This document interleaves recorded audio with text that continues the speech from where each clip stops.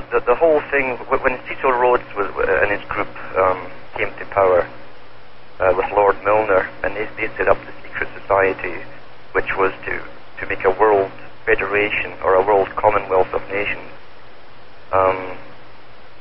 Cecil Rhodes himself was inspired by a man called John Ruskin, or Dean Ruskin. He was the dean at Oxford University, and his only training was in religion, but he began this preaching of the white man must go out and tame the rest of the world, destroy the cultures in order to create one world culture, and it couldn't be done unless basically they were under the one system, which was to be the British system. And today we call it multiculturalism. We call it multiculturalism. We call it the World Federation of Nations. Yes.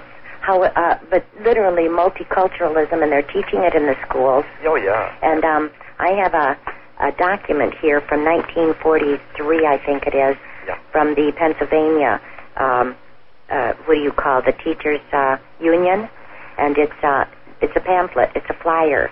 They were having a luncheon, and it was called the title of this was called "Educating for One World." Yeah. And they talked about forced multiculturalism back then, Alan. Yeah. And so you know, it's interesting because in the paper a couple of days ago here in Canada, in the Toronto Sun, they had a large article about school kids from every school across Canada who had been picked to go to the United Nations meeting in San Francisco. Yes. Which was held today. Yes. And these children each put an essay in to say why the United Nations was so good and why they were glad to take part in the new constitution which has been drawn up. The World Constitution. Yeah. Now here are kids taking part. Now kids know nothing. I'm sorry to say it, but kids have experienced Our nothing. children. Yeah. And here are children making rules or helping or apparently helping to make rules, which are going to affect all of us. And these kids are 10 years old. What do they know of life? I mean, they believe everything that's been drummed into their heads in school. And their parents who are either uninformed or too lackadaisical, yeah, too uncaring to do anything about it, are letting it happen. That's correct. This pamphlet that I was referring to, it says in here that what they're going to discuss during this meeting, this actually was 1947, 2 years after the United Nations Charter was ratified here. And they said the problems for discussion, and then they said, this is real tiny print, the importance of school support for programs of labor, Alan. Yeah.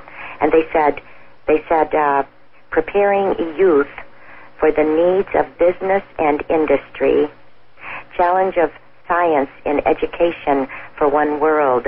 These are problems for discussion. And then they talk about administration responsibility for forced citywide intercultural programs. Yeah. And then for the teachers, a curriculum for world citizenship.